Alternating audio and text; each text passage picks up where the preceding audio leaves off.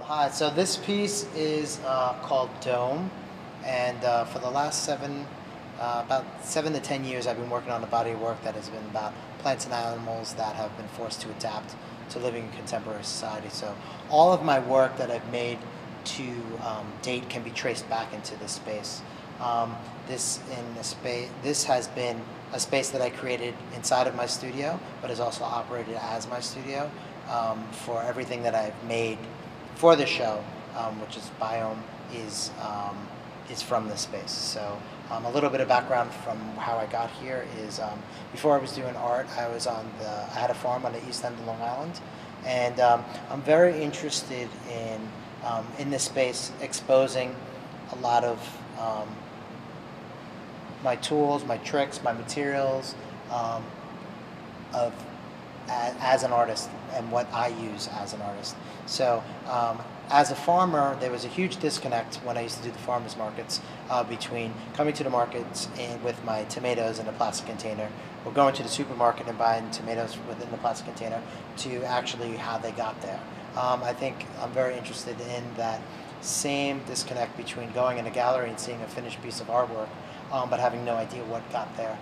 The idea of a farmer, whenever I say, "Oh, I've been a farmer," everyone's like, "Oh, wow, that's so great!" I wish, I'd love to be a farmer, but it really is difficult. And I think the same thing as an artist, having this idea. I'm sitting in a cafe smoking a cigarette with a beret on, is kind of how I think people view that. So for me, it's interesting working in thematically. With this work that's commenting on the environment and some of my concerns that I have with the environment, rather than approaching of exposing where it's all from and then doing the pieces from it. Over the last 10 years, I view all the pieces that I've done so far as almost to notes of a song or words of a paragraph, and then the dome itself being the overall composition or the paragraph. So all the pieces can basically be traced into and from this space. So for me, the act of exposing the myth, what I hope that someone experiences coming in here, in many ways you're walking into my head in a way, because I found it was something very interesting that went on for me as once I created a plant specimen, say a plant that grew in a tunnel that I was concerned about the amount of cars out there and pollution and the toxins in the air, and a plant that grows in a tunnel off of carbon monoxide, that having that plant on my shelf and then making a wasp that fed off of that plant or was involved in the pollination of that plant, by creating these specific plants and insects, they started to, just by existing, they became real to me.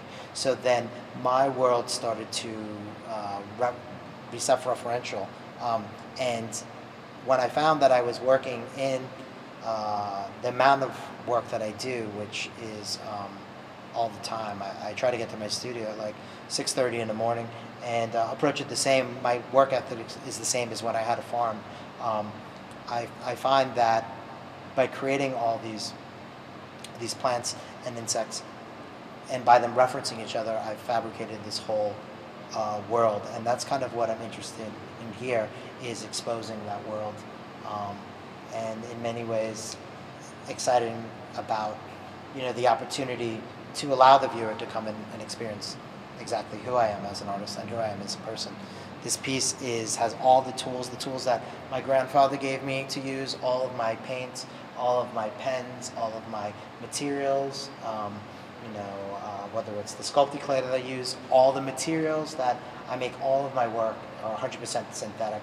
I'm very interested in that, to make seemingly organic and realistic natural specimens made out of synthetic materials is, to me, as much of a challenge, and also the toxicity of a lot of the materials that I use, and also that a lot of these materials won't break down, and considering the fragile nature of a lot of the work that I'm discussing, whether it's butterflies or plants, I'm also interested in that dialogue that exists from there. Just behind, I saw an umbrella. Could you unveil what's the secret with the umbrella? Well, the umbrella, I guess what I'm interested in the umbrella is living in the city, whether it was in New York or Boston, and then moving out to Miami. We would get these, tremendous rain, snow, slush storms that would come in, and you'd be on the streets, and all of a sudden after a storm, you would see all these broken umbrellas that became discarded. And I've always thought, where have all these umbrellas going, and what's happening with these umbrellas? And for me, spiders have taken over these structures because they don't have any of the natural structures to weave their webs off anymore. They're now weaving them off of these abandoned metal frames of these umbrellas. What the umbrellas themselves are made out of, they're fabricated out of string that I actually weave. As a spider would weave the same way, and saran wrap, and just glue, like a spray glue, to keep it on. Yeah, so that's the materials of it. Another piece I saw in your exhibition is the rocking chair, with all that different types of fungus on it. Could you maybe tell us a little bit about this piece? Sure.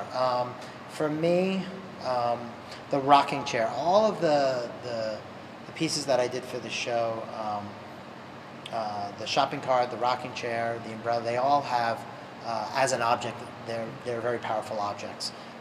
And they have a certain kind of reaction that we have to them. Everyone has a different reaction, but to me the rocking chair resembles sitting on the front porch somewhere with a lemonade, maybe early in the morning or late afternoon, just sitting there rocking without a care in the world, nothing to do, just kind of like watching life go by, and how beautiful that is, but how unrealistic that seems to me, with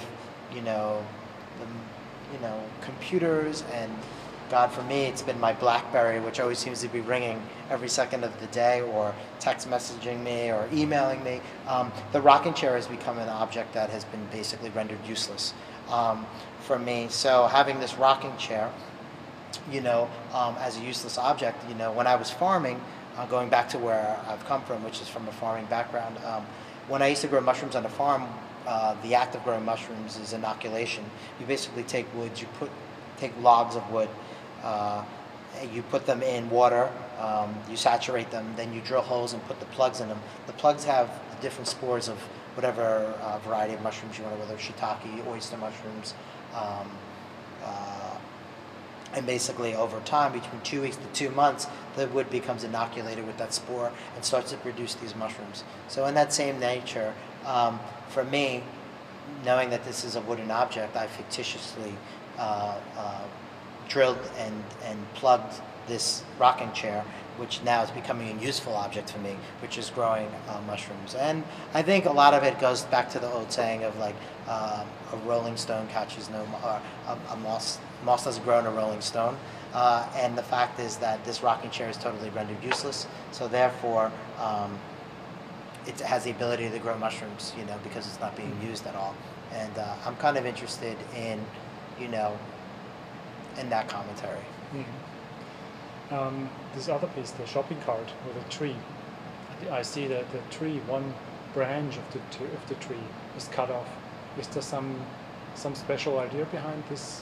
Yeah, and every piece that I've made from the show, because this in many ways is where everything has been created, has been in the space. So all of the dark paint on the floor has been the paint that was from the shopping cart when I painted the roots of the banyanus tree that's growing on the shopping cart. And then once the piece is created and finished, I chop off a piece of the branch of the tree, and then I attach it to this mother tree, which I have here. This is the mother, or the, I'm trying to graft it to this tree as almost as the source of everything that I've done can be traced back into this tree. All the umbrellas, as I've taken the umbrella, the abandoned umbrellas, the material from the abandoned umbrellas off, I rip them into shreds and tie them around the tree itself. So in many ways, like, I'm fascinated by the act of being able to graft from a tree. It goes back to when I lived, in Greenport, Long Island, there was this tree in one of my neighbor's yard, and it had six different apples growing off of the tree, like a Red Delicious, a Macoun, and I was very fascinated with the fact of that this one tree became the mother of all these different offshoots and different varieties, so in the same nature, everything that I've done, every piece, whether it's the birdcage, the shopping cart, or the umbrella piece, they all have sections that have been sliced off and grafted to this tree, in similar vein of where it has come from here, and everything can be traced back.